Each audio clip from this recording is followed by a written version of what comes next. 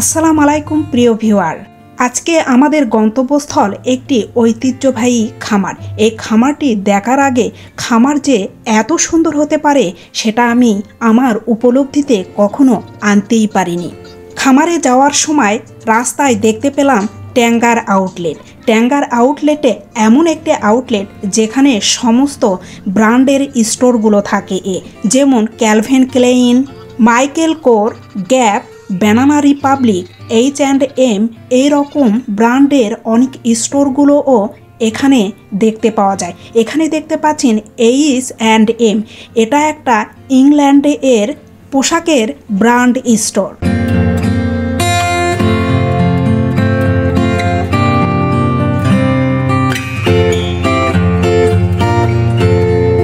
গাড়ি পার্কিং করার পর চোখে প্রথমেই পড়ল স্যামস নাইট। এখানে খুবই দামি ট্রলি কিনতে পাওয়া যায়, যেটা বাংলাদেশে আমরা বলি লেদার করে। এখানকার জিনিসপত্রের এত বেশি দাম দেখার পরে মনে হলো যে না, এখানে বেশিক্ষণ থাকা যাবে না। তাই আমরা এখান থেকে দ্রুত চলে যাওয়ার সিদ্ধান্ত নিয়েছি, কারণ একটা ট্রলির দামে যদি $300 হয় তাহলে ভেবে দেখেন যে এখানকার জিনিসপত্রের কত দাম। $300 সমান বাংলাদেশি টাকায় দাঁড়াচ্ছে, যদি $1 সমান 112 টাকা হয় তাহলে দাম হচ্ছে 33,600 টাকা।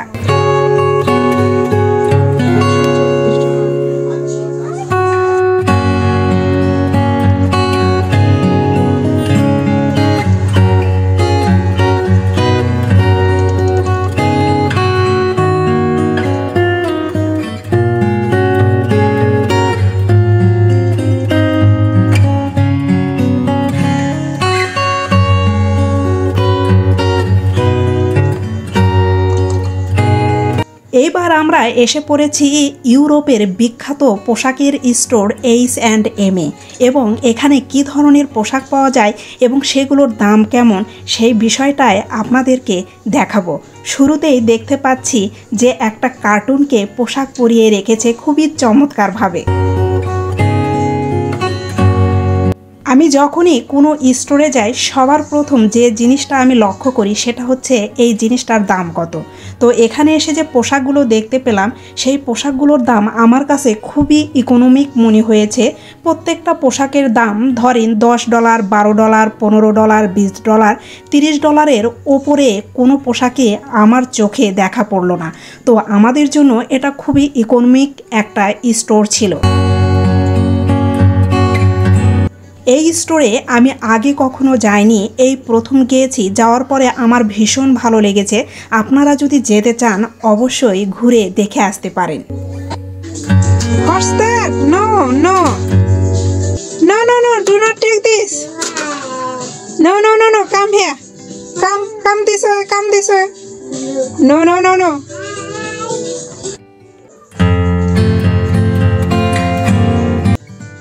এই স্টোরে বিভিন্ন কিছু দেখার পরে তারপরে আমরা অন্য একটা স্টোরে চলে গেলাম।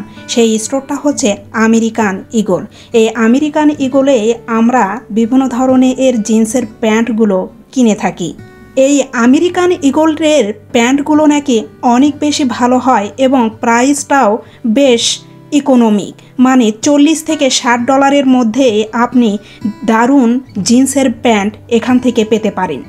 যদি ডিসকাউন্ট থাকে তাহলে $20 বা $10 আপনি সুন্দর জিন্সের প্যান্ট পেয়ে যেতে পারেন। এখন দেখতে পাচ্ছেন আমরা খামারের উদ্দেশ্যে রওনা দিয়েছি। খামারটা আসলে গ্রামীণ পরিবেশে অবস্থিত, সেই জন্য গ্রামের মধ্যে দিয়ে গ্রামের বাড়িঘরগুলো, গ্রামের যে পরিবেশ সেটা দেখতে দেখতে আমরা খুব আনন্দের সহিত ঐতিহ্যবাহী খামারের উদ্দেশ্যে রওনা দিয়েছি।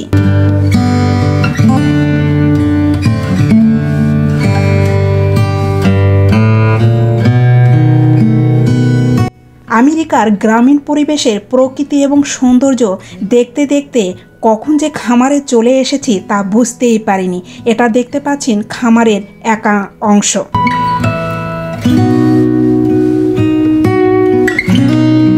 খামারে ঢোকার পর মনে হলো ও মা, আমি তো খামারে আসিনি, আমি তো এসেছি পার্কে। এটা কি পার্কের যে কোনো অংশে কম? কারণ খামারগুলো সাধারণত একটু অপরিষ্কার হয়, এখানে সেটার কোনো ছোঁয়াই আমি দেখতে পেলাম না। এবং খামারে আর একটা জিনিস দেখা যায় যে খামার কিন্তু অনেক বেশি দুর্গন্ধযুক্ত হয়। সেখানে গরু, ছাগল এবং আরও যে প্রাণী আছে তারা থাকে, তাদের যে মলমূত্র থাকে সেটার একটা দুর্গন্ধ কিন্তু বেরোয়, কিন্তু এখানে তার কিছুই আমি পেলাম না।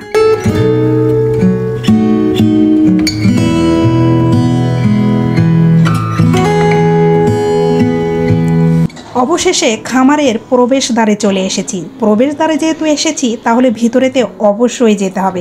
দেখেন ভিতরটা কতটা সুন্দর। এখানে কিন্তু মাংসের দাম দেওয়া আছে। যদি 2 টাকা কেনেন তাহলে 1 পাউন্ডের দাম পড়বে $4.5, আর যদি একটি কেনেন তাহলে দাম পড়বে $5.5। এটা শুধুমাত্র ছাগল এবং ভেড়ার ক্ষেত্রে এই দামটা প্রযোজ্য।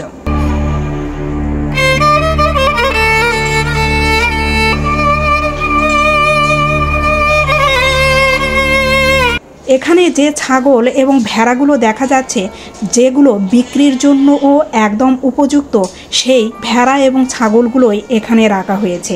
এখানে দেখতে পাচ্ছেন একটা ঘরও কিন্তু আছে। তাদের যদি বিশ্রাম নেওয়ার প্রয়োজন হয় তাহলে তারা সেই ঘরটাতেও কিন্তু যায়।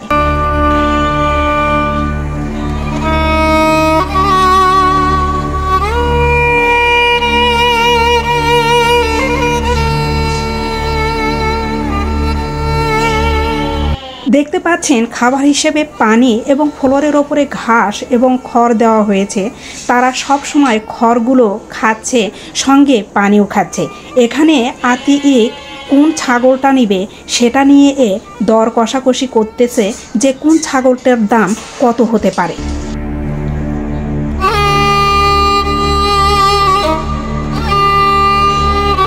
দেখুন এই খামারে কিন্তু গরু কিনতে পাওয়া যায়। গরুগুলো এত বিশাল এবং এত মোটা, দেখার পরে মনটাই যেন শান্তি হয়ে গেল।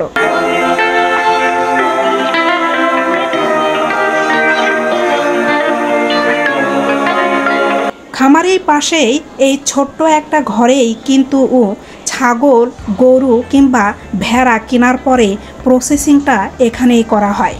এখানে দেখতে পাচ্ছেন বিশাল বড় একটা মেশিন নিয়ে আসছে। এখানে খড় প্লাস ঘাস আছে, সেগুলো এখানে ছড়িয়ে দেওয়ার জন্য এই মেশিনটা নিয়ে আসছে।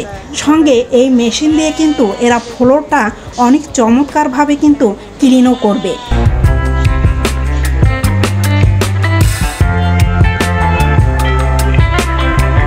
এরই মধ্যে আতিক একটা ছাগল পছন্দ করে ফেলেছে। এখন দেখতে পাচ্ছেন এই মেশিনটা দিয়ে কিন্তু ফ্লোরটা খুবই চমৎকারভাবে পরিষ্কার করছে।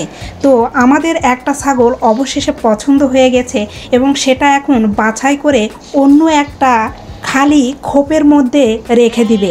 সেই ছাগলটার জন্য আমার খুবই মায়া হলো, কারণ কিছুক্ষণ পরেই তাকে জবাই করা হবে। কিছু করার নেই, আমাদের তো ছাগলটা লাগবে, যেহেতু মাংস কিনতেই আমরা ওখানে গিয়েছি। খুবই মায়া লাগছিল।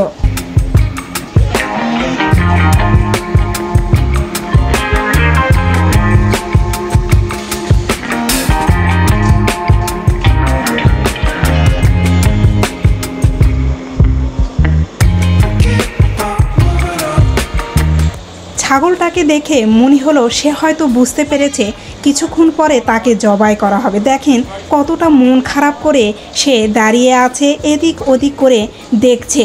আমার তো ভীষণভাবে মায়া লেগেছে।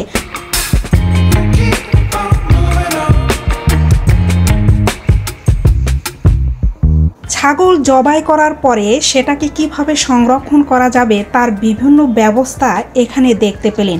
এখানে দেখতে পাচ্ছেন ভেড়াগুলো কিন্তু বাহিরে চলে আসছে, বাহিরে বাতাস নেওয়ার জন্য। অ্যালিনা সেগুলো দেখার পরে খুবই খুশি, কারণ সে এই রকম ভেড়া কখনো দেখেনি।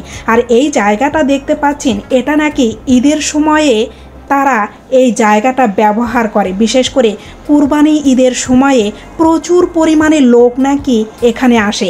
এখানে দেখেন টয়লেটের ব্যবস্থাও করা আছে। এত পরিমাণ লোক নাকি কুরবানি ঈদের সময় এখানে আসে, কোরবানির দিনে লোকজন সারা দিনের জন্য ব্যাগে ভর্তি করে নিয়ে এখানে চলে আসে। রান্না বান্না নাকি এখানে করে। এখানে কোরবানি দেওয়ার পরে সেই কোরবানির মাংসই রান্না করে খাওয়া দাওয়া করে সারাদিন এখানে আনন্দ ফুর্তি করে এবং বিভিন্ন আনন্দ আয়োজনের ব্যবস্থা করা হয় এখানে।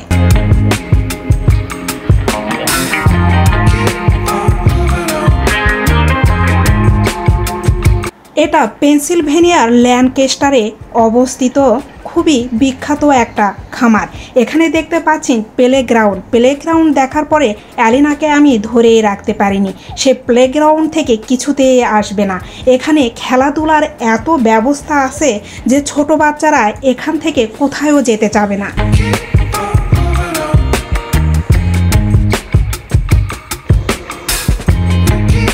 পেনসিলভেনিয়ার ওয়েস্টচেস্টার থেকে ল্যানকেস্টারে যেতে 1 ঘন্টা কি 90 মিনিটের মতো লাগতে পারে। আমাদের বাসা থেকে এত কাছে এত ঐতিহ্যবাহী একটা খামার হবে এটা আগে কখনো ভাবিনি।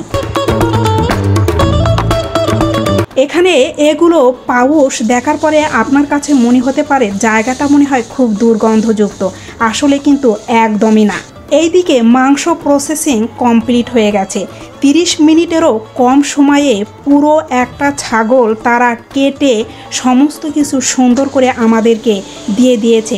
তারা আমাদেরকে অফার করলো তোমরা কি ভুঁড়ি নেবে? তো আমি বললাম যে না, ভুঁড়ি নেওয়া সম্ভব না, কারণ ভুঁড়ি পরিষ্কার করার মতো ব্যবস্থা আমাদের বাসায় নেই। প্রত্যেক দিন এখানে এত গরু ছাগল বিক্রি করে দেখে বোঝার কোনো উপায় নাই, কারণ প্রত্যেকবারই তারা পানি দিয়ে ধুয়ে ফেলে। এখানে দেখতে পাচ্ছেন মাংসগুলো কত চমৎকার।